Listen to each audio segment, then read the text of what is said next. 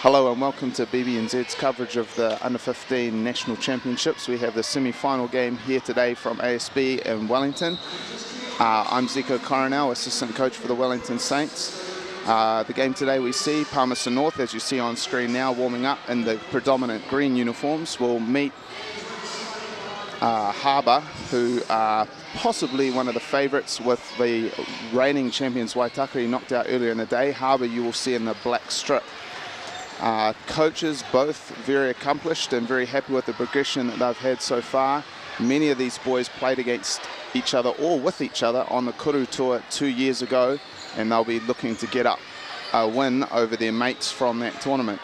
We see Palmerston North here, and this is their team with a predominance of Kobes at this tournament. We see Kobe Miller, Kelly Pare, Laquan Matakatia, Jethro Oswald, the younger brother of Oscar, Koperi Tānoa, the son of the head coach, Shay Brown, Messiah McDonald, Josh Vihoen, Jack Pinder, who is a dominant big, Xavier Mason, a real up-and-comer for this team, and the second Kobe on the team, Apeni, and Trey Wihongi. There's many accomplished players there. Koperi Tānoa made the tournament team 2 years ago, as did Kelly Pare.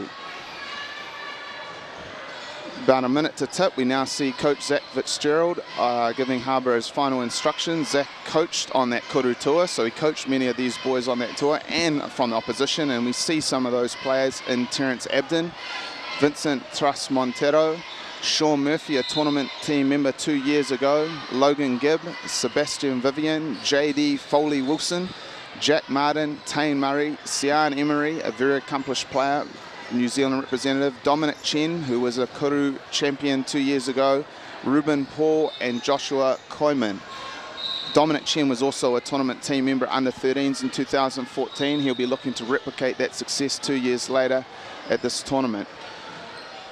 Harbour has come through pool play as the #1 qualifier, I believe. No, sorry, they were the second qualifier, losing to Canterbury A in a narrow clash by 1 point, but they had victories over Hutt Valley, Tauranga City and North Otago as they made their way here. Whereas in Palmerston North's pool, they were also a second qualifier with a narrow loss towards Waikato, but wins over Canterbury B, Waikato B and Kapiti. That led them to a quarter-final matchup with the favourites Waitakere, and they actually eliminated Waitakere only a few hours ago. One of the key storylines in this game will be the fact that these teams have only had a 2-game break.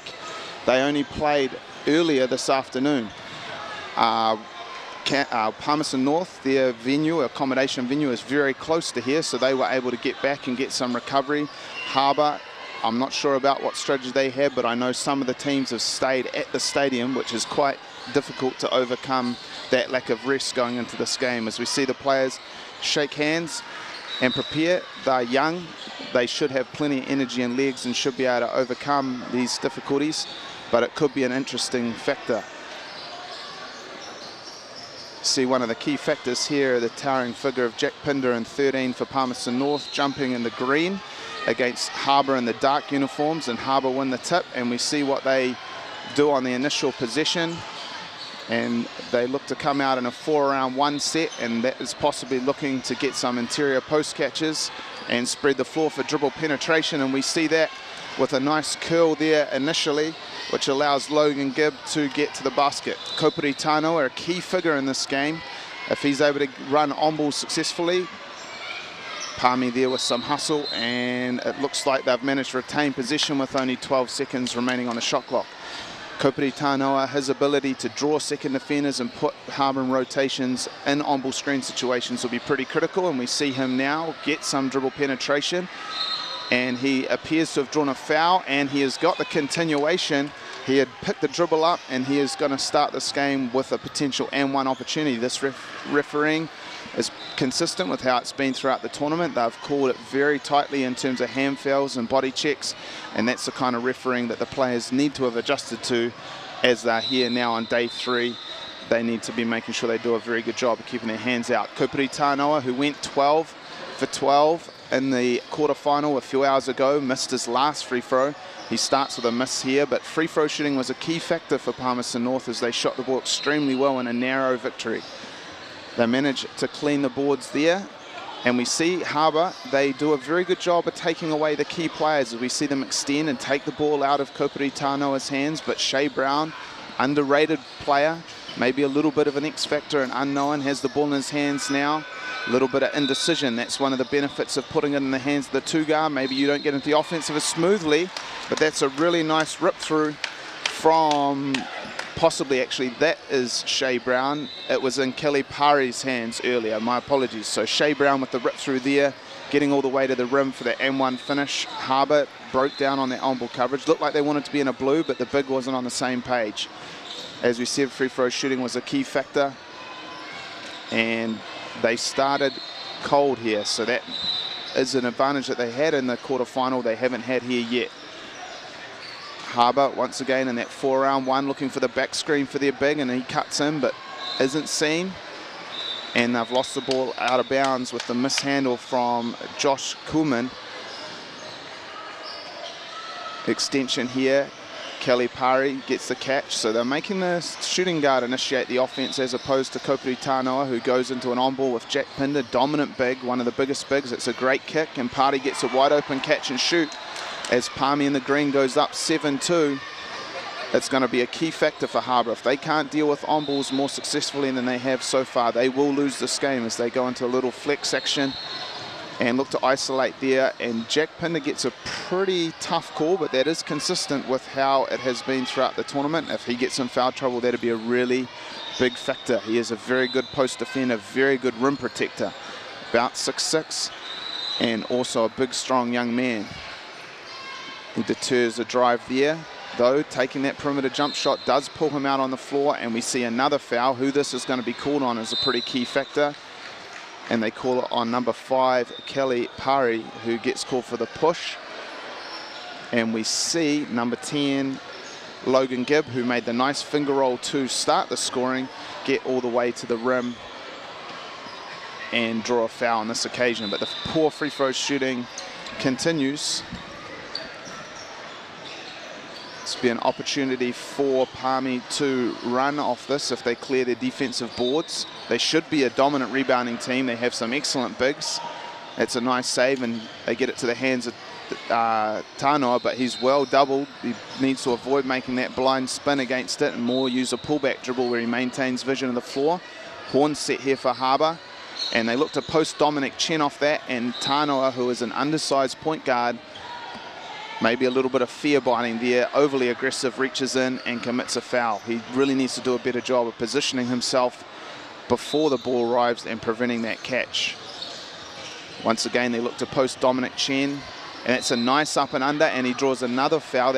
No, they've called a travel. That's fortunate for Pari. It would have been his second. Extension again from Harbour, token pressure to take the ball out of Tanoa's hands. They run their 3-set, Pari initiating this here, and come off in turnouts, and now looking to go into a big-to-big cross screen, and they hit Pinder wide open on the open up, and that's a nice little mid-range, but he doesn't knock it down.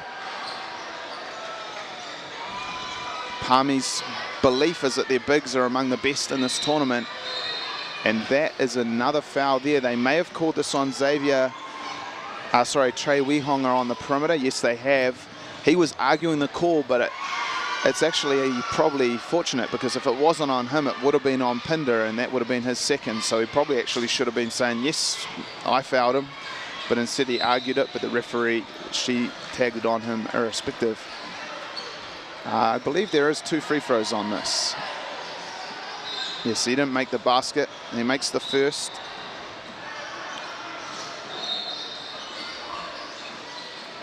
And misses the second.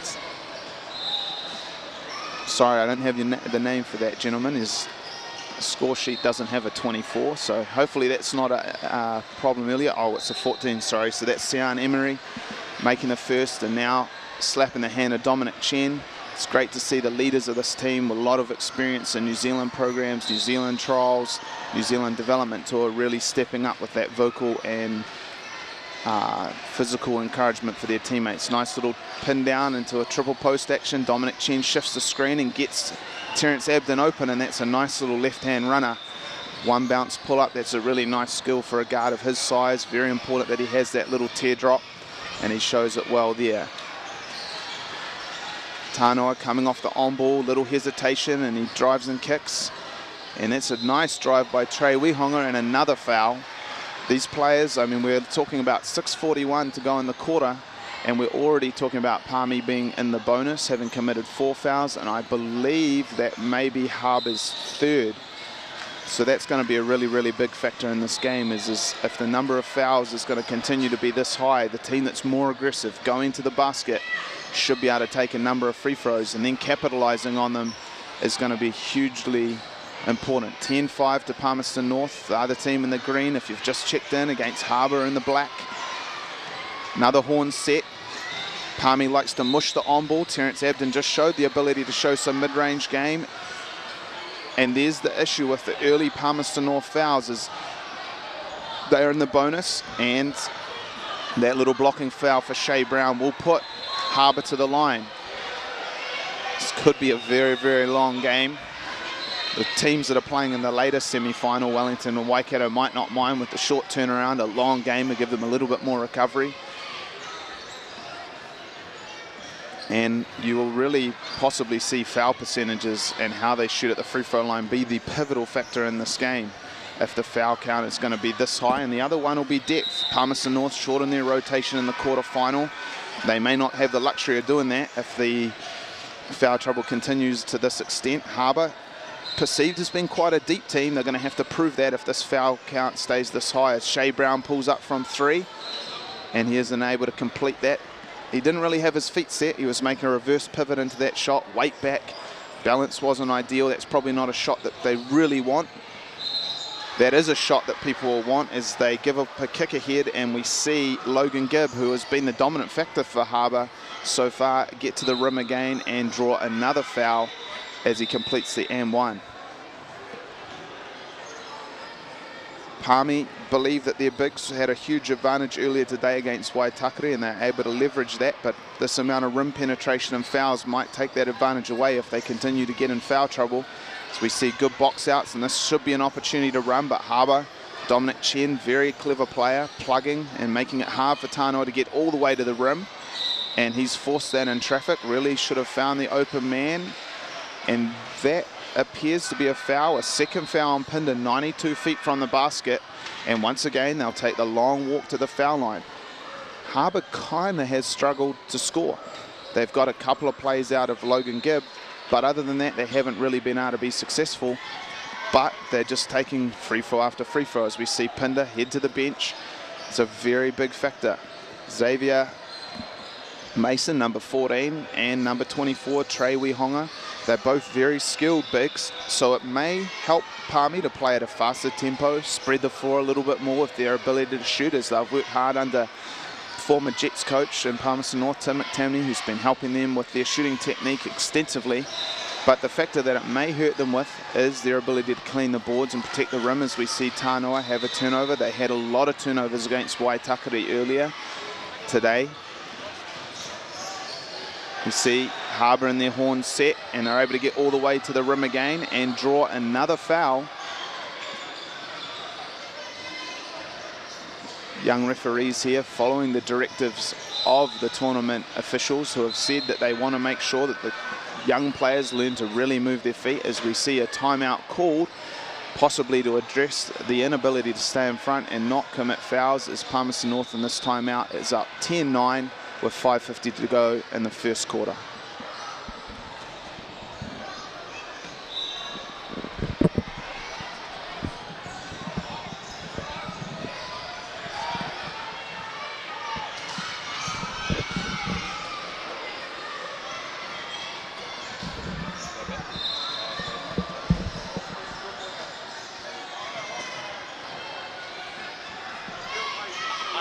Are we talking through timeouts or no? Okay.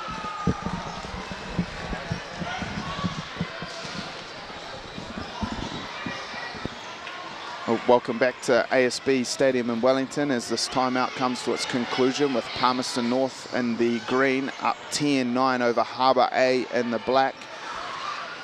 See Harbour A there receiving a little bit more instructions. This is a very high-profile team with a number of players who have experienced pulling on a black jersey or a New Zealand Development Tour jersey. They will rate themselves here in this tournament against Palmerston North. These two teams 2 years ago, when this age group was last together at under-13 nationals, did exceptionally well. Harbour finished second, Palmerston North finished third. The team that won that was Waitakere, and they've been eliminated earlier here today, so both these teams will really rate themselves as we see Sian Emery, who's been to the free throw line a number of times, knocked them both down, and Harbour pulls into the lead. Their 1-2-2, 1-2-1-1 pressure has been very effective so far for them. Palmy here doing a little bit better job of breaking it, but it has taken away a lot of their shot clock as Koperi Tanoa doesn't get the ball back until 12 seconds. He's running an on ball here, and he sets up Shea Brown for a left corner three that he's not able to knock down. Shea Brown's father, Jade, was an exceptionally good shooter and an unbelievable post player. We'd love to see some of those skills from Shea, but at the moment he's been in a situation where he's catching and shooting. Koperi Tanoa playing very foul averse there, and that's probably smart, giving the foul trouble, but it does mean that there's going to be opportunities to get to the rim, and Dominic Chen does that effectively. That's something that he does really well, as this Harbour pressure is really starting to have an effect. They need to score against it. Miss layup there. At the moment, Harbour will feel very comfortable with that pressure. They either get a turnover or Palmy doesn't punish them. Palmy needs to get some layups to make them think twice. Chen, and we see another foul called as Dominic Chen on the up fake. And that is Party's at least his second foul, possibly even his third. It's hard to see the panel from here. I have to keep track of that, but most definitely his second foul. He is a very key member of this team. He made the tournament team 2 years ago at this under-13, so he's rated as being one of the top 10 players in this tournament, at least on reputation. He looks pretty fatigued here as he's bent over, hands on hips. Chen to the foul line. Harbour with a little run here. Harbour now on a 6-0 run as we see Party's going to come to the bench for foul protection. This game has been a very long game because of the foul trouble. We still have 4:53 to go in the first quarter. Feels like it's been going a long, long time. Some of the deep bench for Palmy's going to have to really step up here. As we see number 6 enter the game, Laquan Matakataya. He's going to take the ball. No, Shea Brown, very skilled, accomplished, mature player. He comes over to take the ball out of bounds, and he was probably doing that because he felt he was a more secure option, but he nearly turned it over as the shot clock winds down. Tanoa, they didn't guard the three-point line. He confidently steps up into a transition three. A shot that Palmy is willing and happy to take in the context of their system, especially that was running down, late shot clock. He probably wasn't going to get something particularly better. See Harbour in a fifth set here. Once again, it's a version of Horns. Chen driving hard to the rim. Palmy collapses. It's much better help defense as they keep their hands out, but that's a lovely back cut from Chen, and that could be a problem as we see Laquan ball watching. He doesn't play as much. He's going to have to really be disciplined, play above his usual performance, and now we see a very casual turnover. This is be concerning for Coach Terry Tanoa. He's really developing as a coach, has a wonderful demeanor with his boys, but he's just taken a timeout to try to address things, and they've come out of that timeout and not particularly played well, and he would be reluctant to burn his second timeout for the half so early, but he may be forced to if his boys don't improve their ball security. Xavier Mason here on the way to the rim, and that breaks a 8-0 Harbour run over the course of probably about 4 to 5 minutes that Palmy stayed scoreless. They got off to a really good start. They try to post up Chen, but this time Harbour turns it over, and this should be an opportunity to run for Palmerston North, but Harbour's defensive transition and awareness to get matched up has been really good so far. Koperi Tanoa is really struggling to get catches. He's in the Steve Nash role for this team as we see him run it on ball, and they come with a soft double, and he steps through and gets Xavier Mason a chance, and Chen, he knows that he's done it too. Very disappointed in himself, getting a little hand in as Mason catches him with a KD style rip through and steps to the line. This game's been well officiated so far in terms of the consistency. They're not allowing hand contact on any players. The players really have to adapt to that. See Mason here go to the foul line. It's a nice looking stroke. He's left it a little bit short. This is somewhere where someone like Laquan Matakatea could really contribute if he can be active on the O boards, get some extra positions as we see him swing to the middle. That shot's more true, and he doesn't have an opportunity. As we see Chen, who just picked up a foul there, he comes to the bench and he's replaced by Terence Abden.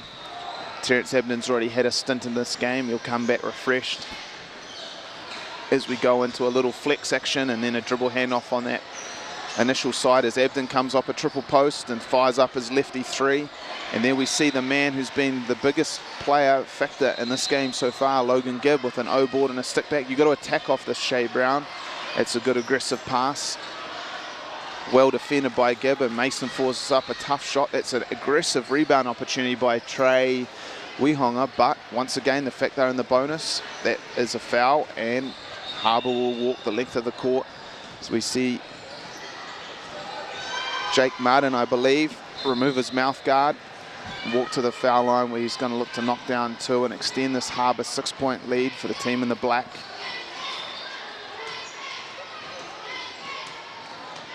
You see Martin with the Steph Curry style mouth guard hanging out, not the Steph Curry results on his shot there.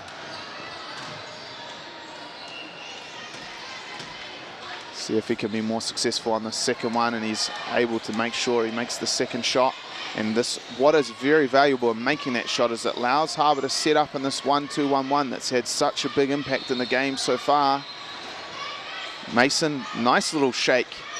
He isn't able to finish. It's a really nice little move though. And here comes Jake Martin, and that's a really nice anticipation by Tano as he cuts off the drive, and there's some really good defense. Stay down on that up fake. And that's a nice hit from Logan Gibb. I think, sorry, Tane Murray, my apologies. And that's another really good play there by Murray with the loose ball save.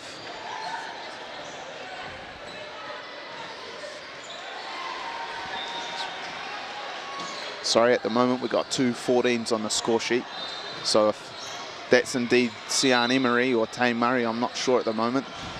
They are a couple of imposters at the number 14 number. Maybe they couldn't agree on who would wear it. They've both put it down. You'd hope that these things have been rectified on the official score sheet. Otherwise, one of them wouldn't be eligible to play in that number. They'd have to make an adjustment, but it probably has, as we see number 14 for Palmy, Mason. Another really good pass and finish, but he wasn't able to complete. And that's a great effort. Stepping up, I believe, by Wihonga, who stepped in and taken a charge. And that's a really good adjustment from him. Rather than putting hands on penetrators and setting to the line, he's put his chest in between the drive and the basket, and that's pretty pivotal at this point because this lead is very quickly extended out to 26-13. Harbour doubling up late in this first quarter on Palmy. You see Tano off a good face up. He needs to be aggressive here. See him get all the way to the rim and finish, and once again, in the context of the way they're calling this, I mean, that's in many tournaments and many referees that wouldn't have been called a foul, but that's been the instruction and it's been consistent throughout, and the players need to understand that.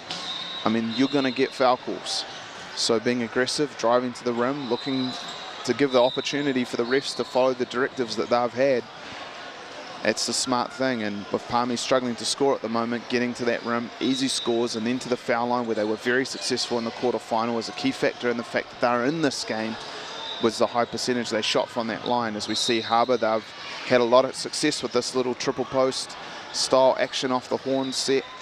And Abden, once again, they are running it pretty much exclusively for him, and he's shown why with a couple of very nice little mid-range plays. And Shea Brown, he's had a number of turnovers in this game. Just needs to probably make the simple play. It's like he's trying to make a home run hit. He's also a very accomplished scorer himself. He's kind of dribbling laterally off the court, across the court. He probably could afford to be more aggressive, big, strong, good handle, nifty as a finisher. He could probably look to get to the rim. Very likely will get a foul call. Nice backdoor by Abden, and that's a rhythm jump shot, and he's really starting to take over this game.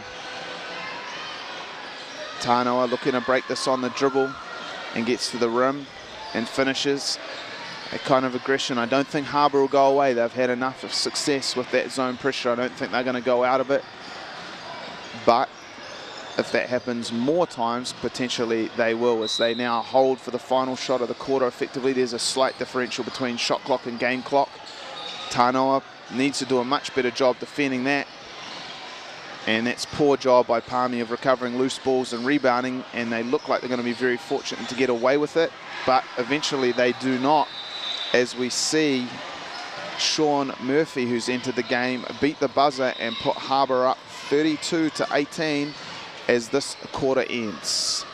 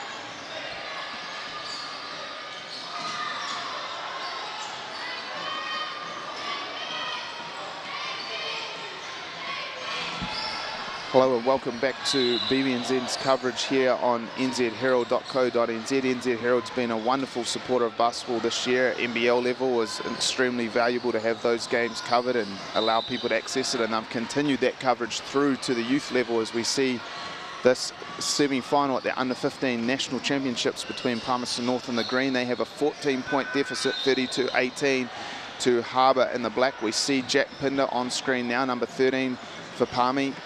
His exit with his second foul was a key factor in this game, extending out. He may be the best centre at this tournament, as we see Tanoa with an aggressive drive, and now Shea Brown look to get to the rim, and that is the aggressive move we were talking about in the first quarter. Shea's been kind of going laterally towards the sidelines on his penetration. It doesn't really put any pressure on the Harbour defence to foul, and the referees are calling it extremely tight. That time he is a little bit more aggressive, and he's a crafty player. We'd like to see him look to get to the rim and get to the foul line, get to the rim. Shot, he leans back a little bit, high arcing shot, but he knocks that one down. Looks to cut into this lead, cutting it to 13. I'd like to thank NTech for their coverage and delivery of this footage, allowing you around the country to keep up with your sons, daughters, nieces, cousins, friends, or just as a basketball avid supporter, and you're able to follow the next wave of talent coming through the BBNZ ranks as they look to run a little back screen play. And there's why Pinder is so valuable. He protects the interior, cutting that pass off, and Tanoa with a rhythm three, and he's not able to knock that down. That's okay, they contest on the boards. Pinder's reintegration into this game is a really, really key factor. If he gets a third foul, this will be very difficult for Palmy to protect the rim. 32 points is an awful lot of points to concede in any quarter, especially the first, and his absence is a real key factor as he looks to mush on that on ball. Abden's pretty good at attacking mushes, so that could be a very, very interesting development. When we talk about a mush on an on-ball, it's where one teammate screens for another, as we see Dominic Chen drive to the hoop and draw another foul. One teammate screens for another, looking to allow the dribbler to get separation from his defender. And when the big mushes, it's saying someone like a Jack Pinder, number 13 for Palmy, sits back more towards the basket and protects against layups. Pinder's exceptionally good at protecting that area, but Abden is also very good at shooting the ball in the in-between space, not a three-pointer, not necessarily all the way to a layup, but in the space between the three-point line and the rim. And that's kind of the ideal traditional skill set you would use to attack a mush. So that could be a really interesting little development. Kopri Tanoa, he's a very good player as well in on-ball situations. He doesn't probe enough there, but he finds Mason. And Mason's been working exceptionally hard, and he finally gets a reward for it. His finishing has been letting him down, but he manages to convert there. And Palmy, with a good little start to this quarter, has worked their way back within 11. Here's the little stagger down, kind of a gate play. And Chen, he makes his way all the way to the basket and converts, but that spin move was deemed to be illegal and it's been waved off. Chen's a very good penetrator. I'm not sure if he's a particularly good perimeter shooter, so the Palmy players need to be learning about the type of player that they are facing.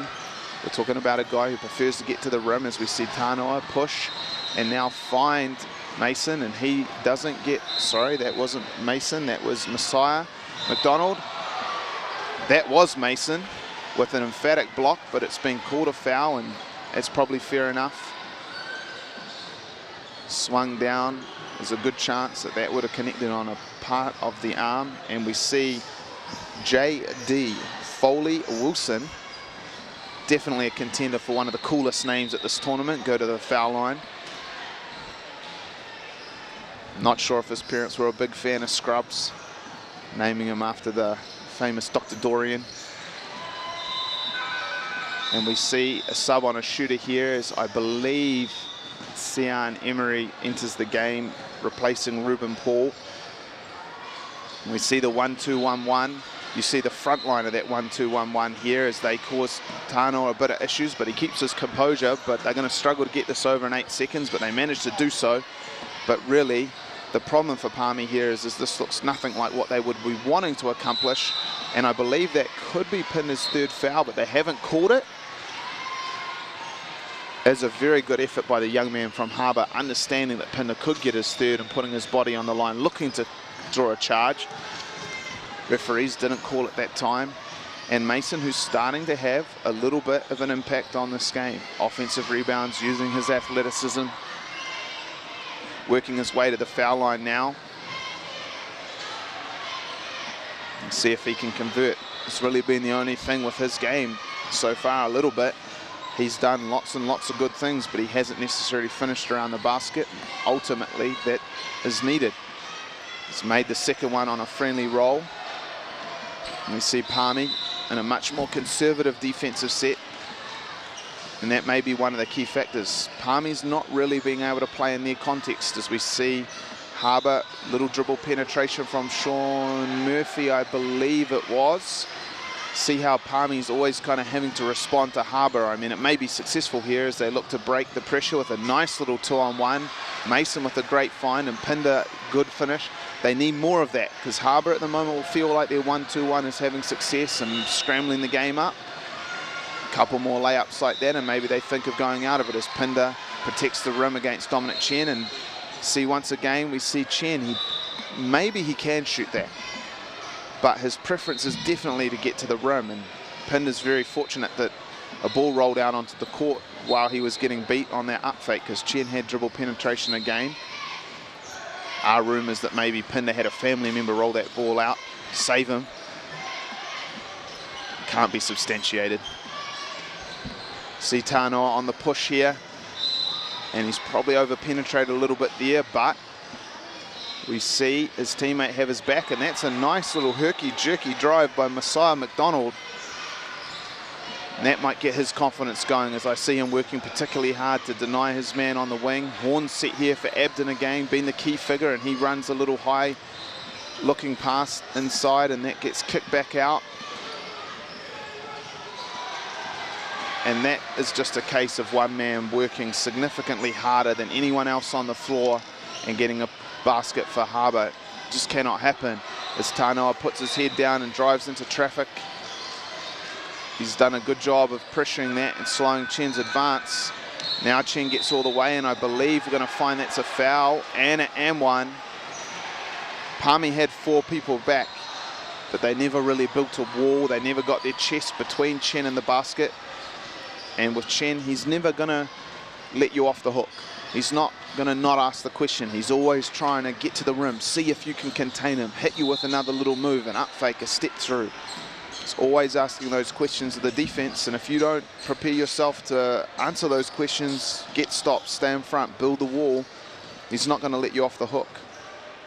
It's a very tough player to deal with at this age group. In time, his ability to shoot the ball from the perimeter will become very, very important. He's not the biggest of young men, and he probably will need to become a perimeter shooter, as we see Tanoa rise the defender in the air and then do a really good job of stepping in underneath, so he lands on him and he gets to the foul line. And once again, early in this quarter, it's not as bad as the first, but this foul count for both teams is rising. Both of these teams, with 6:28 to go, still have a singular foul to give in the quarter, as we see Tanoa miss the first as Palmy in the green is down 13 to Harbour in the dark. 6:28 to go in the second quarter. When you're down in the game, making free throws is pretty important. It's certainly important at all times, but certainly points at a premium, down 13 and miss both. But there's Mason, sorry, my apologies. I've got to pick out those orange shoes as belonging to Messiah McDonald with a good offensive rebound. And Palmy does a better job with their D-trans. Fist, horn set here. Chen, kick out. Need to be a short close, instead it's a long close, and Cyan Emery all the way to the rim for the finish. Jake Martin dogging Koperi Tanoa here, and he's made a really good find to Mason. Mason trapped under the basket, wheels back up inside. This young man's a big fan of Akeem Olajuwon and shows a little bit of the Dream's footwork and a little bit of a dream shake earlier in this game. I'm not sure if we'd consider him a poor man's Olajuwon, but not a broke man's Olajuwon either. He's a little bit reminiscent of the great Houston Rocket. Maybe he's the Toronto Raptors version. That's a lovely little backdoor, and Pinder making a great pass off the post, and Messiah McDonald, great cut, but he leaves it short. And they put the ball in Chen's hands. And now they go down into this little action where they try to bring it out for the shooter, and they've basically drawn all the help side away, and that's allowed the one-on-one isolation for Emery to get all the way to his right hand in the rim.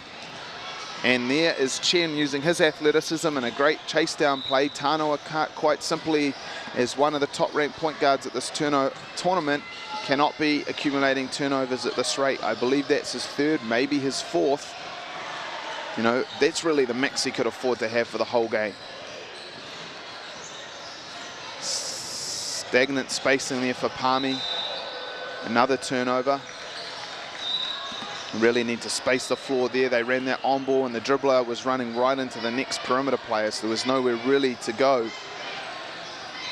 Drive here, and we should see an out of bounds call there on number 4 for Harbour.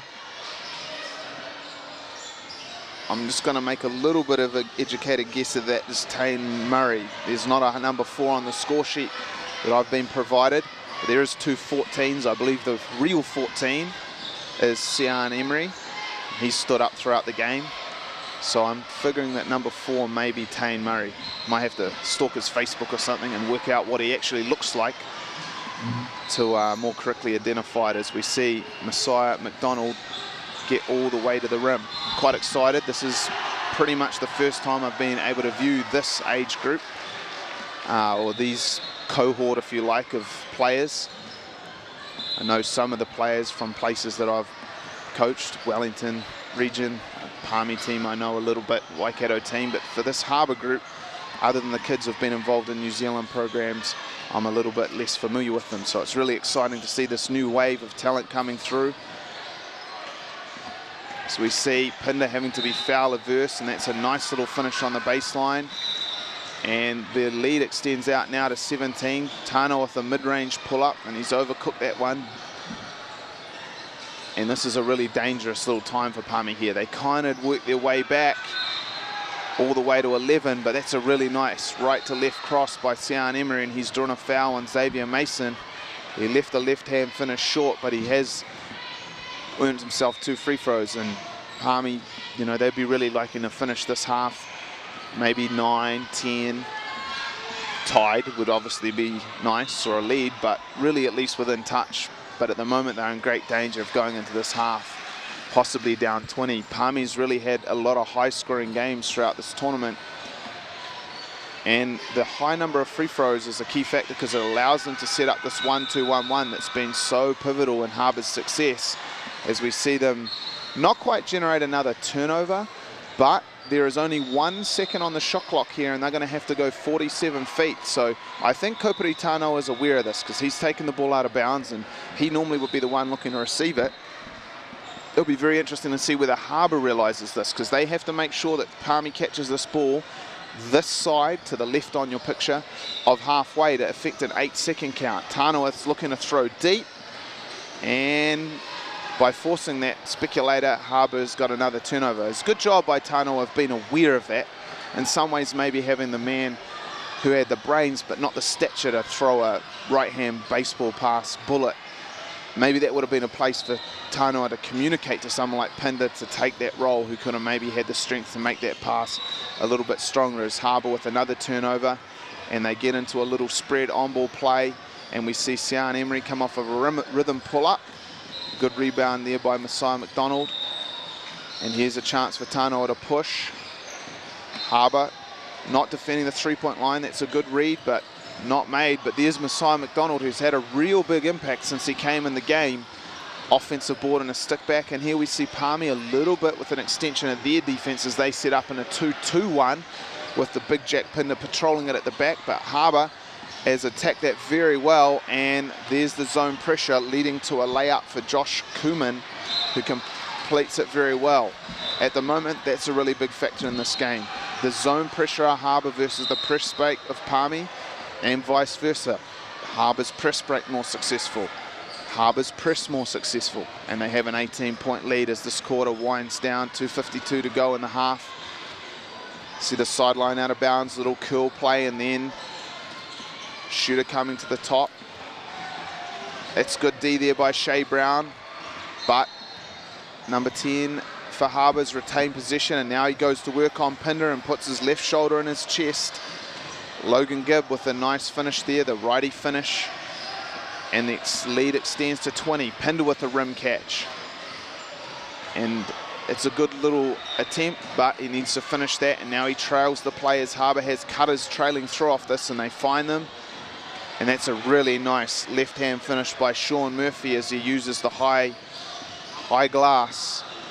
They continue to dog Tanoa, making life uncomfortable for him. Dribble handoff to put Shea Brown in an on-ball situation here. Switch by Harbour. No, hard show. Shea Brown's able to get to the rim, and he's drawn a foul. That miscommunication by Harbour as to whether the guard was continuing to stay with Shea Brown. Big turning around, looking at him, what's going on? It's a communication failure there from Harbour, and it leads to penetration for Shea Brown, and he gets to the foul line.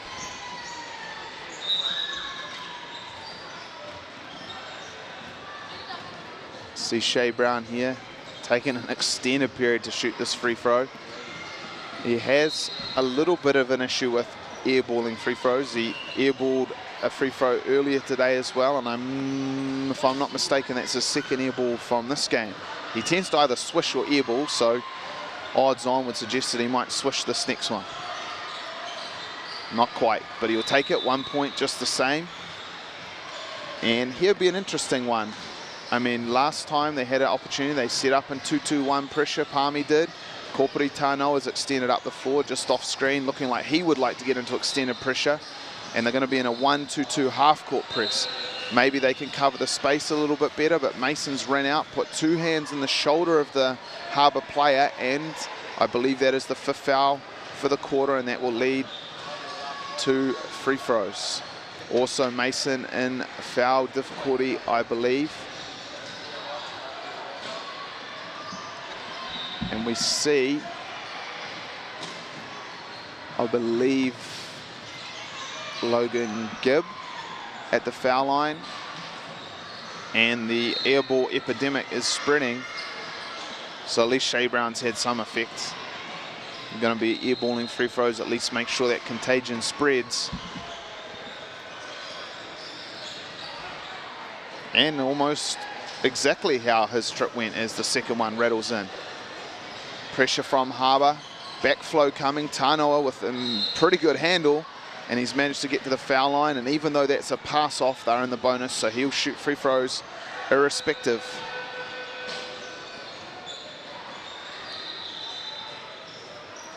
Tanoa, his father Terry's done a great job developing this Palmerston North team. He's really hungry to grow and develop as a coach, and I think you can see that influence in his team. Has done exceptionally well to reach the semi-finals. Kopiti's got a number of younger siblings who are pretty skilled basketball players as well.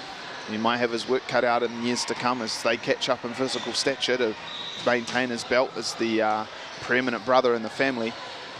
You see Murphy here. Murphy played with Tanoa on the Kurus team under Morgan Maskell that won the Australian State Country Cup Championship 2 years ago. And we see a rhythm 3 late off the O board, and now Murphy fires from 3, and another O board for Harbour, and they continue to work this offensive glass. Unfortunately for Palmy, they have been called for a foul with Sebastian Vivian. They don't like him pinching with those claw crabs, and crab claws, and they've called that a foul as Palmy will walk the length of the court. That's a reference to The Little Mermaid for any Disney fans out there. I don't know any other Sebastians, but that's who comes to mind for me. We're going to see Trey Wihonga go to the foul line. He's a pretty skilled player. He's working at downsizing from being a 4 to a 3, and that'll help him in the future. The smaller position he can play, the less pressure it is on him to become a significantly tall individual. To have a future at the 4 position, you almost need to be 6'9" or bigger. It's probably unlikely to be 6'9" or bigger, so becoming a perimeter player is really key for him. And as you can see, his shot's really developing along the lines technically of being one that will allow him to become a perimeter player. And of course, if he does end up being 6'9" and can play on the perimeter, well, there's a reason why Kevin Durant just signed a deal for $27 million a year, American. It's a nice finish on the interior by Sebastian Vivian. He's really made a nice little impact coming in late in this quarter, as the lead now for Harbour is to 23, as Mason takes a little 14-foot pull-up. Very difficult shot. Hard to shoot at an efficiency that allows that 2-point jumper to be efficient, as Kopiti Tanoa builds a good little vertical wall there and forces the miss. You see JD Foley-Wilson, long arms, good person to have on the top of your press. As Palmy looks like they're going to handle this one a little bit better. Party has re-entered the game. He's been out for a long time in foul trouble, and that's been a key factor. Nice little drive and dish by Brown, but Mason wasn't quite ready for it, and that's resulted in a turnover. 38 seconds, Harbour with a 2-for-1 chance. If they shoot this quickly, they could get the ball back for a second opportunity, and they do recognise it, and not really sure what Palmy was doing, and they've hit that ahead to JD Foley-Wilson for a quick layup. And the differential, and well, it's not even going to matter now about differentials because there's turnovers and a numbers advantage. That is not going to count because there's been a foul called on, I would guess by the fact his hands are up, Kelly Party, and that would be significant further foul trouble for him, as Coach Terry Tanoa took a little risk to get him back in for a strong second quarter finish, and it's a justifiable risk down that big, but it hasn't quite come off for him. He's picked up another foul. They were going to have the 2-for-1, but the turnovers are happening so quickly for Palmy that that's really a non-factor, and if Palmy cleans this boards, they effectively can take the last shot of the quarter and not allow Harbour to have another opportunity. But at the moment, they would be pretty happy if they can break this pressure, which they got very close to doing it, but Harbour's made them play at a speed that their skill set is not used to, and they've turned it over, and now Harbour will have the chance for a final possession, and their lead is verging on 30. Very accomplished point guard play here by Tris Montero, sorry. Made a good kick out, find a wide open shooter, and there's the O-board effect for Harbour there. And I believe the quarter has expired before that shot went up. And we see Harbour going into the halftime break with a decisive lead. Harbour in the black, 60 against Palmerston North, 32.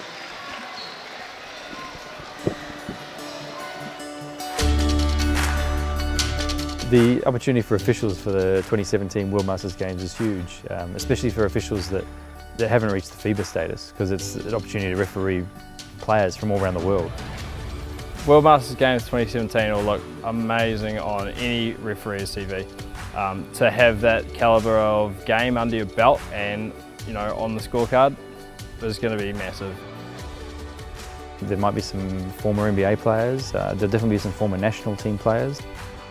World Masters Games 2017 is going to be a huge opportunity for any official to get involved and referee at an international level. This is the biggest sporting event to hit Auckland shores. Referees, score bench officials and volunteers, we need you. Now is the perfect time to get involved in our sport and continue to build towards 2017 and the World Masters Games. Hope to see you all in April.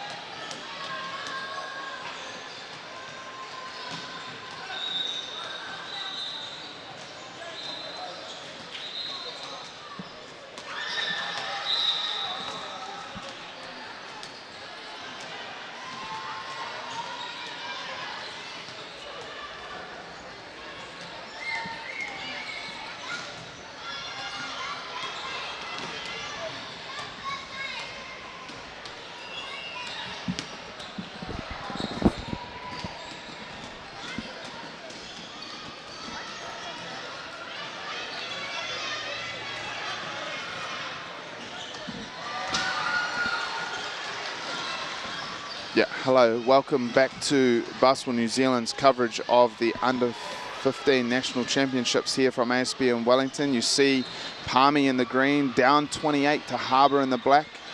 It's going to have to be an exceptional second half performance here for them to get back in it.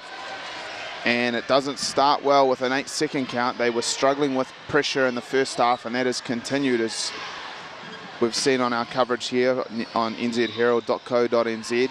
NTech doing a great job bringing the coverage to you today. I'm hoping that you're enjoying your opportunity to see the next wave of basketball players come through New Zealand. Hopefully a few of them will eventually work hard enough to become what we would consider stars. So we see Logan Gibb pick up where he left off by getting all the way to the rim. And he draws a foul.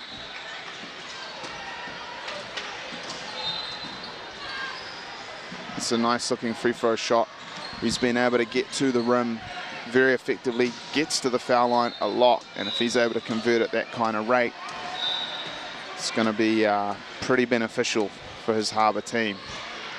See, making his first appearance, Josh Vilhoen. Sorry if I'm butchering that most likely Afrikaans or Dutch name there, sorry. But he's making his first appearance, and he has an impact there with a rebound and 2 really good screens that frees up one of his teammates for a pull-up jump shot. So Coach Terry Tano is saying, well, if you guys can't quite get it done, I'm going to give some of my other fellas a chance to see what they can do. As we also see backup point guard Jethro Oswald into the game, younger brother of Oscar Oswald. Oscar is a member of the Palmy team that lost the Under-17 final last year, and his little brother Jethro, he's a pretty skilled player, maybe not as quite physically mature as many of these guys around him, but in time he's most likely to become much more so. But he's got some good skills, so we see them go into a little split action on this baseline out of bounds. And a little post up for Shea Brown there, but it's got a little bit haywire. And then in frustration, he's throwing the ball away, but I don't think he meant any malice to it. He's more frustrated with himself.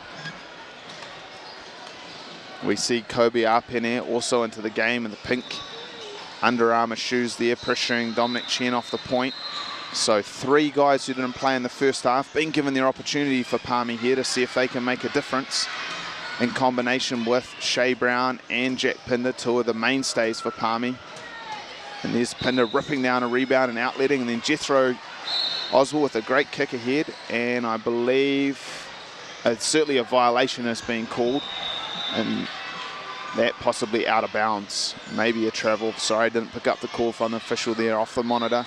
Kobe Arpene really putting a lot of work into getting up into the ball. He went to Kuru's development tour in 2016. He's looking to put that learning into a practice here, pressuring Dominic Chen, who has the ball now, and he calls a horn set. And they don't guard him at the 3-point line, and he willingly takes that 3, but doesn't knock it down, and really that's going to be a crucial development for him as to whether he can add that to his game. Very good penetrator. And once again, we've seen a Palmy point guard turn their back against the trap, and they don't see the rotation coming off the weak side. And we see Sebastian Vivian, who made a really good impact at the end of the second quarter, come in and score, as does Jack Pinder as they break pressure. At the moment, if you consider that little exchange, 1 steal and a layup versus a layup coming back the other way. Dominic Chen now backing down on Jethro Oswald, and I think they've called a dislodging foul there and a charge. The thing I like about that call is they haven't forced Jethro Oswald to flop to draw the charge. They've rewarded him for putting his chest between the dribbler and the basket and taking contact in the chest. And if they're willing to make a charge in that situation, there's no reason to flop. So that's a really good development from the young lady refereeing there, that she recognises that the bigger defender was there trying to dislodge a little bit. In the context of how tightly they've caught this game, it's probably pretty fair. Adult level, they'd allow that level of contact to go, you would like to think. Sideline out of bounds here. Kobe Arpene coming across. Now Shea Brown. They better get organised because they're going to start the 5 count. And Shea, he's had two casual passes, and he's lucky that that one's been recovered. Korpiri Tanoa calling for an on-ball, working with Jack Pinder. Jack Pinder short rolls it, almost pops it. It's not necessarily his strength. He's going to be much better if he dives hard, forces the defense to collapse, as we see Joshua Vilhoen, Oho board and a kick out. He's really made an impact. He's putting his hand up to say, I'd like a bit more of an opportunity, coach. I'll play hard, I'll get rebounds. And there we see the long-range bomb from Tane Murray. Kobe Arpenny on the drive. He gets all the way to the rim. Some good athleticism shown and some good ball handling skills. See a foul here. Foul rate is slowing down. Defense is probably loosening up. Less physicality as this game progresses. Palmy can't really afford for the intensity to drop.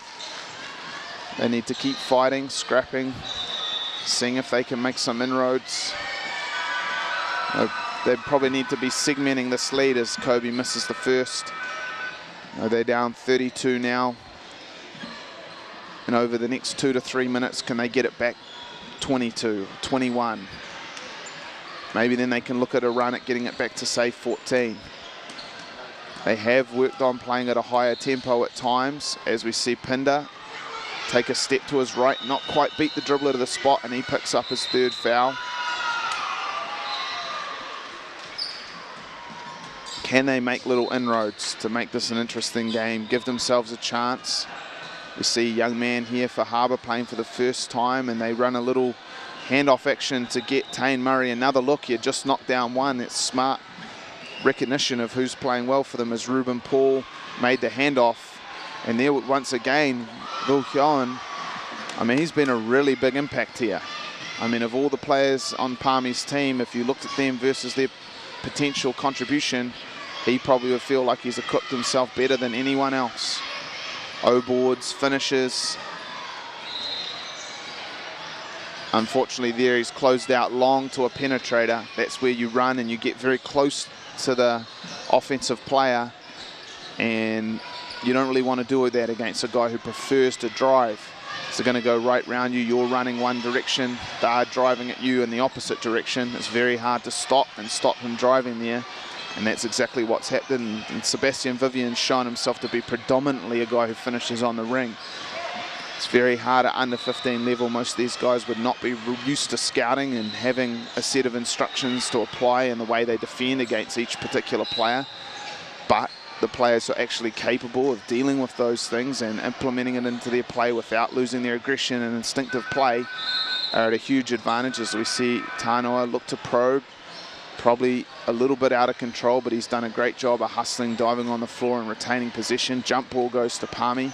They'll have the ball on the baseline here and see if they can get some productivity out of their little split action.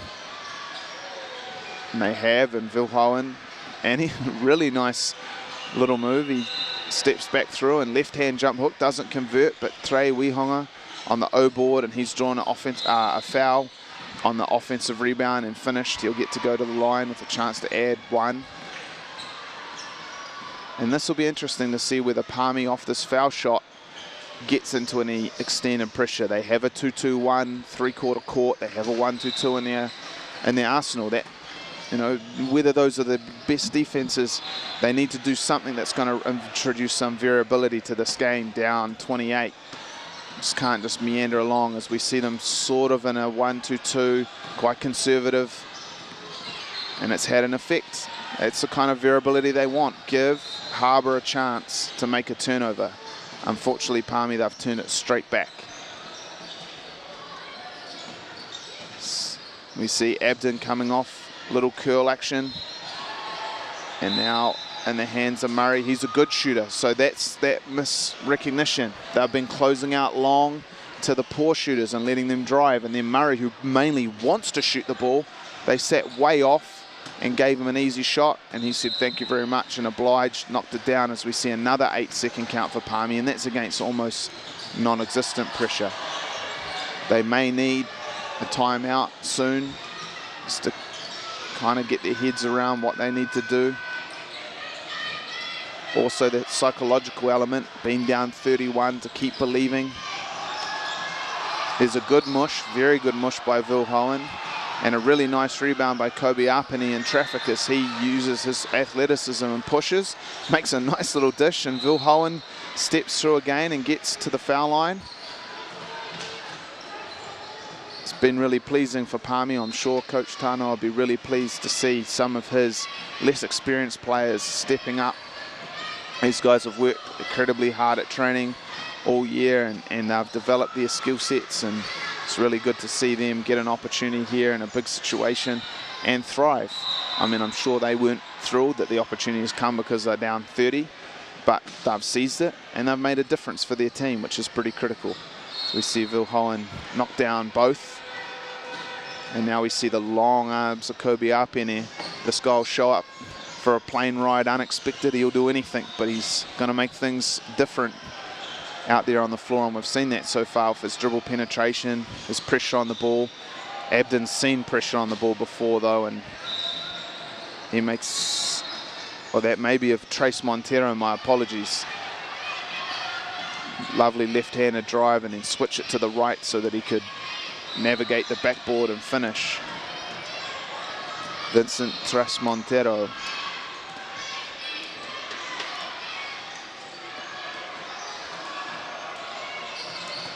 Him and Abden, numbers, sleeves, both quite similar players, so use those things as the differentiators.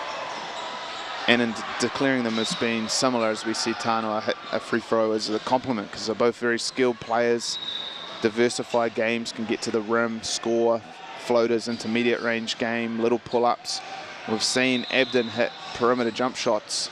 We haven't really seen that yet from Tros Montero, but the skill he's applied in other areas of the game as he subs out would indicate that there's a chance that he definitely can do that. We see Sean Murphy with a nice little hesitation and then get to the rim. Sean, he's really developed his skill set. He was long kind of known as being a little fella, and he developed a really nice diversified game and a lot of advanced skills. Fortunately for him, his father's quite a tall and big, strong man, and Sean's probably got the genetics that he one day will actually be quite a tall, strong kid. But that time he spent as being a little fella working on his skill set. Hopefully he retains that as he improves in terms of his physical presence, and then there'll be a really exciting player on our hands, because he's succeeded a lot pre those growth spurts, but it looks like it's started to come. See Harbour there retain the offensive rebounds. Jake Martin with the ball on the baseline, and that's a nice little curl play, and we see Sean Murphy there come off that stagger and take a rhythm three in that left corner. It's a good shot for him. Tanoa on the attack, coming back the other way. Nice verticality from the Harbour defender. It's been a number of times that Jake Martin's done a really good job on Tanoa. He's a little bit longer, athletic. He's stayed in front and made him finish over, outstretched hands. Harbour a little bit disorganised here as the shot clock winds down to 9-8. And that's a really nice fake by Paul. Faked the handoff. Both Palmy defenders went with the cutter. Paul was peering over his left shoulder the whole way, looking for that opportunity. Saw his defender leave the space between him and the rim and went hard to his right hand and made the finish. Also got an M1 on it. It's a really, really nice, savvy play by the young Harbour big, Ruben Paul. Harbour now up 76-44. Harbour in the black. Coach Zach Fitzgerald, former Harbour Clubman of the Year. You can see the kind of commitment he shows to his coaching as he's currently in a moon boot as he ambles around the sideline in it. Was a very successful player himself at Westlake Boys High School. Played on a number of New Zealand representative teams, and he's now giving back to the game, sharing that knowledge with these young Harbour players who are trying to emulate and probably exceed what Zach accomplished, they would probably cheekily say. Shea Brown with a deep three. That is something he's capable of, and a few three-pointers certainly wouldn't hurt anyone in Palmy's feelings as they look to erode this lead. And now he's showing a little bit more activity defensively as well.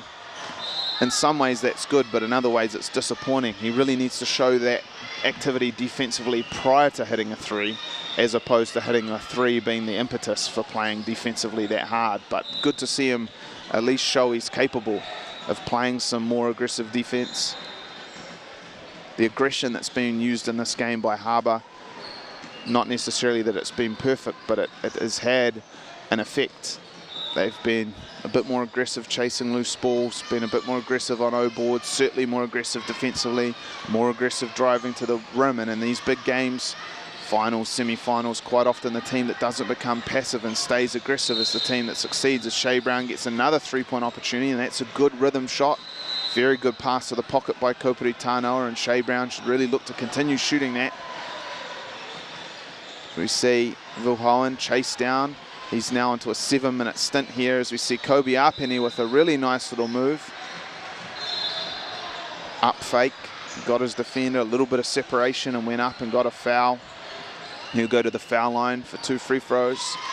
One of the factors here for some of these Palmy players who normally play off the bench, Kobe Apeni, as you see him on the court now, Josh Vilhoen, number 12, looking to rebound as well, as they are not used to playing this many minutes. It's been a 7-minute stint almost for them in this quarter.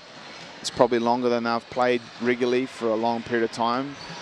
So it'll be interesting to see how fit they are and whether they're able to keep playing with the intensity. They really have made a difference. I understand why Coach Terry Tano has left them in the game. They've really made a positive impact. And maybe it's a little bit of a message to some of those players he put his faith in, the starters who didn't play with as much intensity as some of these guys have. And, well, if you don't want to get that done, I'm going to give these guys a crack because they're earning that right. As we see Paul make a really nice move coming back to his right hand. Doesn't quite convert, but there's the clever, crafty Sean Murphy sniffing around, coming up with an O-board and drawing a foul. See Murphy there, preparing himself at the foul line. Had a lot of success, been on a lot of winning teams over the last few years, and he deserves it. This is a young man who works very, very hard, puts in extra time, always seeking out opportunities to extend his basketball knowledge, traveling all over the country to attend different camps. Real makes a commitment to all the different BBNZ programs that are put in place, and you see the result of those efforts and him being a part of this very successful Harbour team. It's great to see him having success after all those efforts. And interestingly, they've called a kick ball there. I don't know if there's actual intent. Mr. Paul certainly claimed, no, I'm just clumsy, sir. Accidentally kicked that away. And he's going to have a chance at a loose ball recovery here anyhow as they overcook the pass. And Murphy's thinking about it. Vilhoen carrying a hand well. Little breakdown here. 2 guard versus 5, and Vilhoen's done a very good job of staying in front. Now rips the ball away, and I believe he's drawn a foul. It's a really good job of staying in front of the smaller Sean Murphy. Murphy and Fitzgerald having a little bit of discussion about the decision-making process there. As we see that happening on the left part of your screen. I believe Murphy's been subbed out of the game. That might be because it stagnated. Interesting to see what Coach Fitzgerald's instructions are there. Can sometimes get a little bit emotional between players and coaches. It's great to see Fitzgerald holding his players accountable. Possibly why they're up 29 points, having been in that culture of high expectations throughout the year. No, Murphy's still in the game. That's great to see, giving them the opportunity to rectify and implement the instructions he's been given.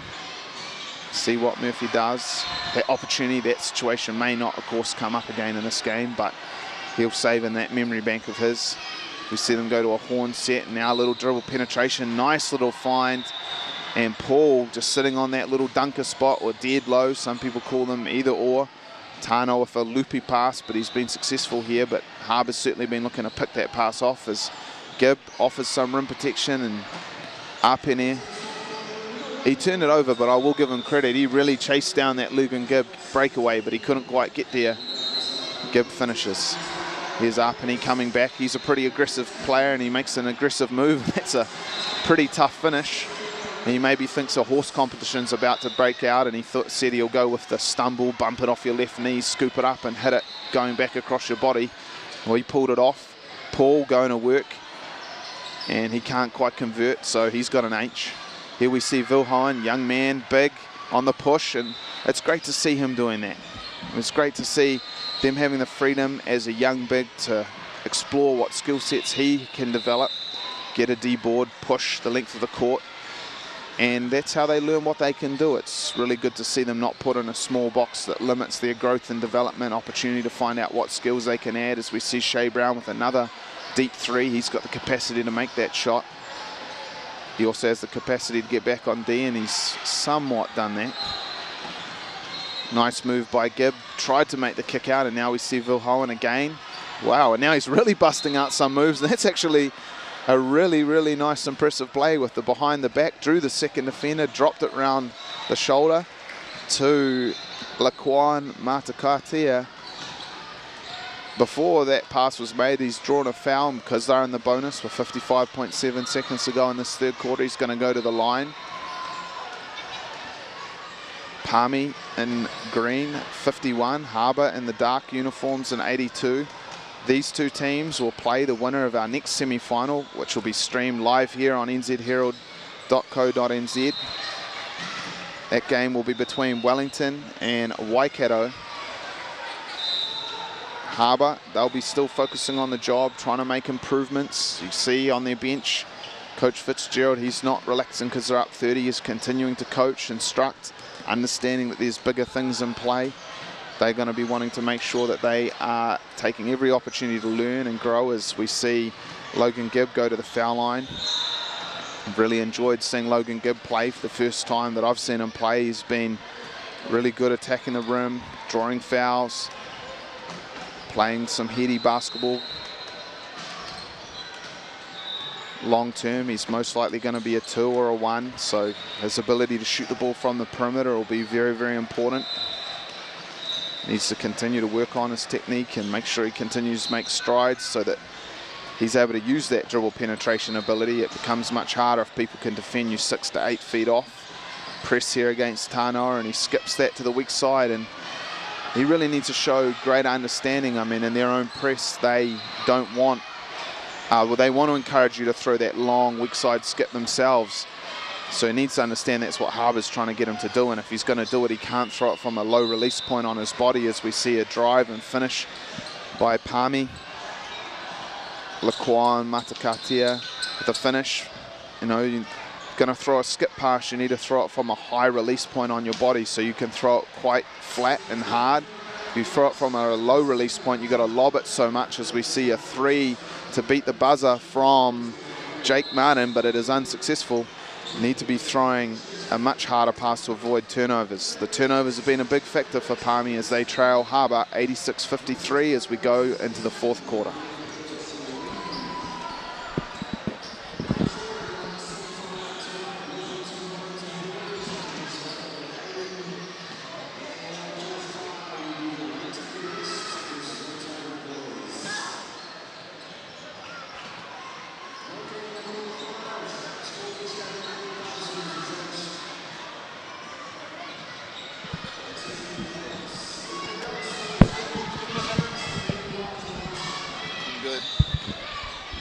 Done last week. It looks like you guys did pretty well relative to your potential. So.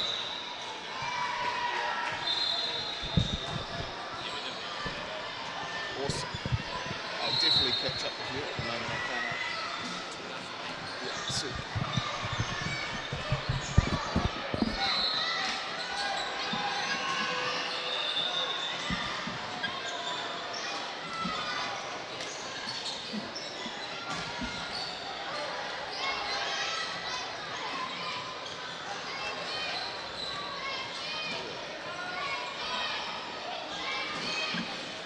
Hello and welcome back to NZ Herald and NTEC's coverage of the BBNZ Under 15 National Championships for 2016.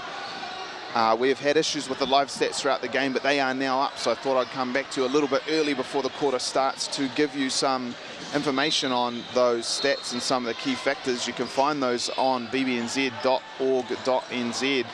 under the Under 15 National link. There's also a number of information on Twitter at BasketballNZ as the Twitter handle, or if you use the hashtag U15Nats, you will probably find a lot of information under that hashtag on this tournament. If we look at these stats, we see they have only 12 turnovers recorded for Palmy. That feels pretty low, to be honest. I think it's much higher than that, but maybe they've paid off the statisticians so they look a little better. And their leading scorer is Koperi Tanoa with 9 on 3 of 8 shooting, and Shea Brown on 9 on 3 of 7 shooting. They are 2 of 9 from the foul line and from the 3-point line, and 15 of 30 from the foul line. So 30 free throws they'll be very pleased with as we see play get underway. I'll talk to you a little bit about Harbour's stats as we get opportunities to do so as they come out in a horn set for the aggressive and athletic Jake Martin. And we now see a drive, and there's Pinder's massive impact in the game. But unfortunately, its pass has gone through Koperi Tanoa's hands, and we see the law firm J.D. Foley Wilson with a steal and a finish, but he can't quite convert. And now Tanoa against Abden, and they get into their 3 set. This is a turnout set looking to bring shooters off of screens, and we see them do that now, and now a cross screen big to big, and Jack Pinder gets a catch at the about 12 feet and throws up a nice little floater, but cannot convert, but well executed. This game really broke open when Pinder got in foul trouble in the first quarter, and it really removed Palmy's ability to protect the rim as we see Harbour once again get to the foul line and draw fouls. We have seen some big-time impact from Josh Vilhelm for Palmy. He played pretty much the whole third quarter and had 6 rebounds in that time. That'd be on 24 pace if he played 40 minutes. So, I mean, it's pretty impressive. And Kobe Arpeni made an impact there too, as we see Tres Montero go to the foul line. Very good penetrator. For Harbour, there's a number of scorers in big numbers. Abden with 12 on 6 of 10 shooting, very efficient. Logan Gibb with 13 on 5 of 7, though he'll be disappointed with a 3 of 11 that he has shot from the foul line. He'll have to probably make some little technical adjustments to his shot if he's going to rectify his shooting. It's not a fluke that it's 3 of 11. It's not bad, but it could be better. And we see Sian Emery with 15 with 7 rebounds on 5 of 6 shooting. The efficiency from Harbour is reflective of how well they have done getting to the rim, as we saw Palmy return the favour on that last possession. Harbour a little bit stagnant here. Jake Martin now into an on-ball situation, and he's cooked that a little long. And Kobe Arpet, that is Kelly Perry, tournament team member 2 years ago. His impact in this game has been very much limited by foul trouble. For Harbour, they have shot a very good 34 of 65 as a team from the field. Coach Fitzgerald will be very pleased with that. Tanoa, they don't guard the 3-point line, and he pulls up. It's been a little bit cold from the 3-point line, but he needs to make sure he maintains his confidence in his shot as he tries to take a charge there. And a good rebound there by Laquan Matakatea, and he's drawn a foul. Harbour's also struggled from the foul line, 17 of 38, but 38 is an amazing number of free throws to have got in terms of attempts in 3 quarters. Harbour a little bit more of a conservative press here. Tanoa deals with it a lot easier than the more aggressive pressure, as we see Paddy show why he was in the tournament team at this age group, or at under 13s, when this group was together 2 years ago, with a lovely little jab to his right and crossover step to get back to his left. Now he looks to get up over the top, and by working hard to get over those horn screens, he draws an offensive foul.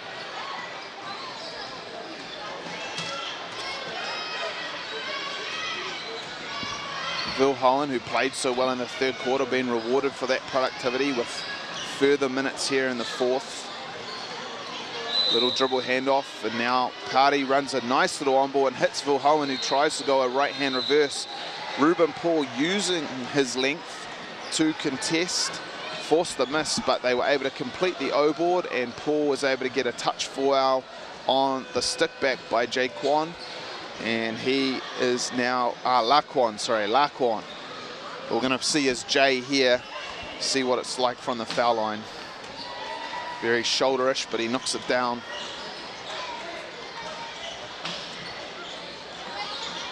See here, Tane Murray orchestrating the horn set. Koperi Tano has got very good a job of getting over that, and he's run into a big wall with Vilho and Pinder playing together. There's a lot of length for Palmy at that rim, and Vilho has come up with a steal. This should be a chance to push. Really slow reaction to that steal there for Palmy and get into their turnouts. They may not be playing necessarily with the belief they can come back into this, with Tanoa getting a wide open three, and it's a nice driving kick that creates that catch and shoot opportunity, knocks it down. But really, I mean, this is an elimination game, and they need to be playing at a tempo that gives them a chance. You never know what could happen. That's probably why on that three and defensive mistake, we see a timeout from Harbour coach Zach Fitzgerald. He understands that Palmy cutting this lead to 24. He's not messing around. He wants to ensure that they make the final. See Coach Tanoa, he's a very calm coach. The boys really love playing for him. And you see how calmly he's addressing his team and giving them a plan of attack for what they need to do. Hopefully they appreciate the respect he shows them and really give a great effort. You know, shouldn't take being yelled at or anything like that for these players to play hard. See what they do in terms of their response coming out of this timeout. Gives us a chance a little bit to plug the coming game. You probably really want to check it out. It's going to be a really interesting battle between a very strong association in Waikato. They're having an absolutely amazing rep period over the last few years.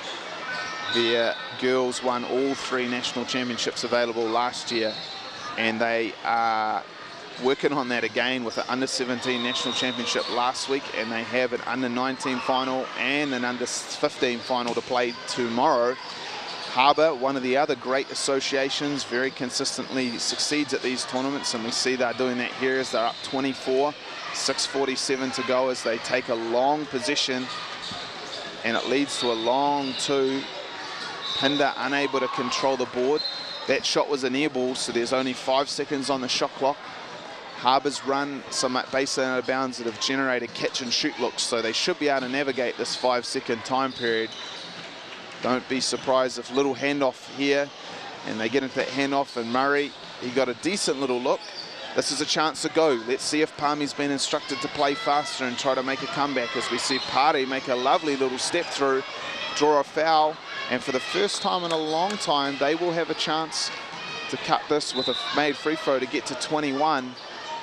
It's still a long shot, but crazier things have happened in the game of basketball, and Palmy has got the players to play at a very high tempo. We haven't really seen it yet, but if they're ever going to do it, this will be the time to do it. Vilhoen, he's been a real revelation. He's made a real difference, and he's made an impact. Kobe Arpen has made a real impact. He's not quite in at the moment as they go with their strongest perimeter lineup of Tanoa, Pare, and Brown. We see, I believe, Vincent Tres Montero, number 6 for Harbour, foul out. He's been a real key player and a very good ball handler, so maybe Palmy could get into some pressure here as we see them in a 1-2-2 setup. No. Shea Brown drops back, and they're a little bit disorganized about what spots they're filling here. Off free throws would be a real opportunity for Palmy to get into extended pressure, and they probably need to, because they need to affect some turnovers. Down this many points this late, as we see JD Foley-Wilson fire up a 3. Palmy needs more possessions in this game. You know, I mean, down 21 with 6:08 to go, the more possessions that occur in this game, the better chance they have of making a comeback. So they need possessions to happen quick. There's a lovely little floater by Tane Murray, driving right and shooting it off his right foot with his right hand. That's a real tough shot, a la Rayon Rondo. But given his undersized stature at this point, having some unorthodox aspects about his game is really useful. We see Kelly Pare draw another foul. And what we do see, which is a really good sign, I mean, he's one of the leaders of this team, Logan Gibb. As soon as that foul was committed, he went and addressed all his teammates and let them know not to put their hands on penetrators. That's the kind of leadership that really makes a difference. I mean, one of the things that Palmy would really want to do is get to the foul line, have opportunities to take free throws, get quick, easy opportunities for points, set up their press. They look like they are set in the 2-2-1 set here. They haven't really got into pressure. On different pages, I think one of the issues they're having is they're not quite used to Vilhoen and Pinder playing together. Normally both those guys play as fives, and they are struggling to get into their press alignments with those two in together. Understand why they're in. Vilhoen's been really good, and Pinder's one of their best players. Turnover there, 2-on-1 opportunity, really well executed, and nice finish. Murray once again with that right hand finish, right foot takeoff. And Palmy once again setting up in a half-court action. Shea Brown, he could shoot that, doesn't. Asked a lot of Vilhoen there. Vilhoen's much more a guy who's going to catch on the rim and finish, as opposed to at 17 feet. And because that on-ball developed so slow, the Harbour rotation was really, in New Zealand we would normally call that a catch. NBA they call it a chuck, where one defender comes from a third player and picks up the diving big, and Gibb, Aware did that. We're going to see another on-ball here. And Tano is able to use it to get penetration, and Pinder's able to use it to get a straight line run at the rim, but unfortunately for them, that shot didn't hit the rim, so the shot clock didn't reset, and by the time Pinder had landed, the shot clock had expired. See Harbour, I think they realise that they want only the best of shots. They get a really easy little pull-up for Logan Gibb there. They don't want to take anything difficult. If they get a really nice, juicy layup, they'll take it. But if not, they're going to run clock, take their time. Normally, they probably wouldn't press as Shea Brown fires up a three. They probably wouldn't press as aggressively as they are with a lead like this in ordinary circumstances. But Palmy hasn't dealt with it well, so they're going to stay with that strategy. And Palmy hasn't really shown an inclination to attack it particularly successfully. So that gives them the luxury to continue to do so. Gibb using that on ball and a lovely little step through. He really does have a knack for getting to the rim. Pinder made a stand there. He really needs to continue to give ground. That's the second time he's kind of got caught where they've been able to attack his hip and get contact and draw a foul. He needs to continue to give ground, keep the defender, the driver in front of him as he fouls out, and make them finish over his length. He actually does that exceptionally well, but he's probably making a stand in that intermediate space and allowing a guy like Gibb, who, to be fair, just hit a 13-foot pull-up, to get round him. Great sportsmanship displayed here. Both teams, as people foul out, are giving them a genuine round of applause for their efforts. So many of these boys know each other. They've played together on the New Zealand Development Tour 2 years ago. Multiple players. In fact, Party, Tanoa, Pinder, Abden, Murphy, Vivian, Emery, Chen, all members, as well as Coach Zach Fitzgerald as Logan Gibb fires up a three, all members of that tour party. They played each other in the semi-final, and Coach Morgan Maskell's team overcome his fellow Harbour coach Zach Fitzgerald's team in that semi, and then Morgan Maskell's team went on to have a dominant performance. One of the key performers in that game was Koperi Tanoa, as Party shows why his foul trouble early in the game and the fact that he had to sit was such a key factor, because that's a really tough play. A lefty floater at about 16 feet. He's knocked it down and drawn the foul. Perhaps if he was able to play more minutes throughout this game, it would have been more competitive. His foul trouble, Pinder's foul trouble, really had a huge impact in allowing Harbour to build this lead, and Harbour's really never relinquished that advantage that they gained early in this game. Jake Martin, athletic player, 13 for Harbour, kicks it ahead to Murphy, and we see a little inside-outside action, and there's Gibb getting that penetration again, misses the runner. See that little delay there, it dictates the slow tempo that Palmy's played. That has to be played a lot quicker, especially down. Shea Brown with another three, and he's banked that on from front on. Still counts for 3 points. You see Murphy showing a little bit of point guard skills with the in and out dribble. Shake the defender. They go into JD Foley-Wilson, and he finds a cutting pull. Good verticality from Vilhoen. pulls up to the task and he finishes over the big Vilhoen with the vertical arms through the ceiling. And there's another turnover from Brown. He's a skilled player, but just a little bit too casual in his passing in this game, and it's led to a high number of turnovers as we see Brown, who's had a really good moments in this tournament, and Tanoa leave the game commended on their efforts, if not the execution from Coach Tanoa. He appreciates the effort they've given. So we see a few young fellas who haven't maybe got as much opportunity. Here's Oswald, number 7, bringing the ball up, and he kicks to Kobe Miller. Kobe Miller wastes no time getting a jumper off. It's great to see these guys. They've shown commitment throughout the year. Another guy, Kobe Arpene, he's played a little bit more in this game and had a really positive impact, but it's great to see these deep bench guys who've put the work in, get their opportunity to play. As a former deep bench guy, it was always preferable to do that in 20-point lead than a 20-point deficit, but this is an opportunity for these young men to prove that they deserve minutes, and they'll be hungry. The same as when bench guys come in with a big lead. They're hungry to prove that they deserve minutes, and you really would like to see that the intensity would not drop here. Jake Martin, he's trying to prove that he can play the point guard position, and he's made some nice kick aheads. Now he settles the team down and directs what he wants, gets it to Murphy. Murphy's going to run an on-ball screen situation here, and it's great for his development too. I mean, that wasn't the best, but he'll be able to look at what happened as we see Kobe Miller, and Kobe's just got to go up quick there by hesitating. He allowed the tall tower of Ruben Paul to come down and close down his options, and well, the ball just doesn't want to get back into play here as it rolls all over the place like it's in a forgotten the name, machine. I'm sure it'll come to me. Little ball bounces around all over the place.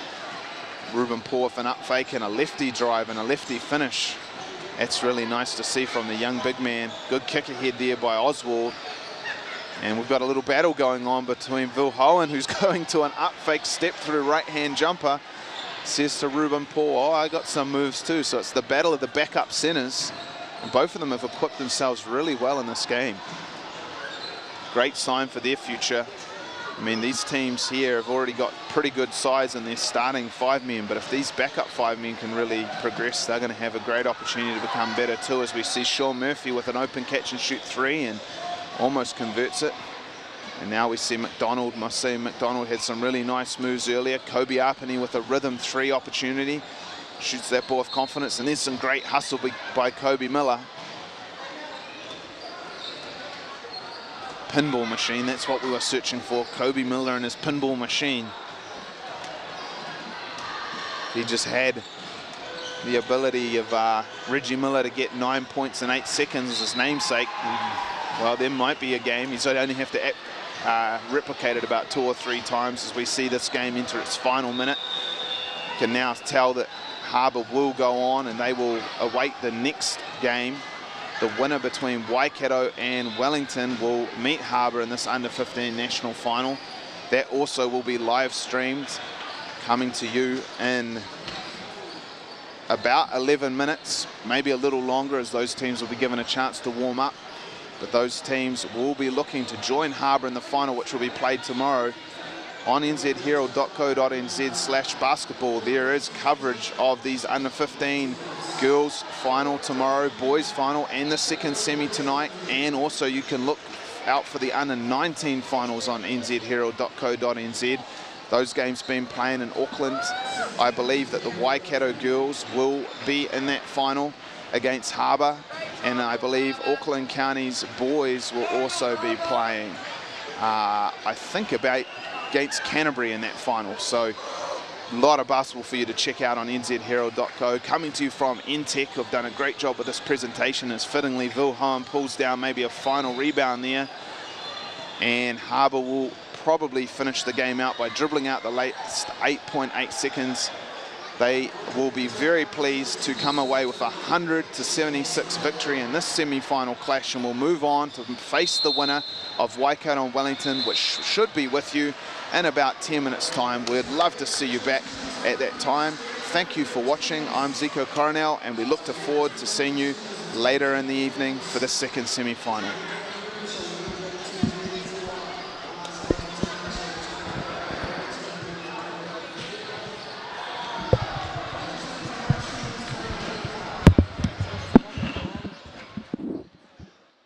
It's quite hard to talk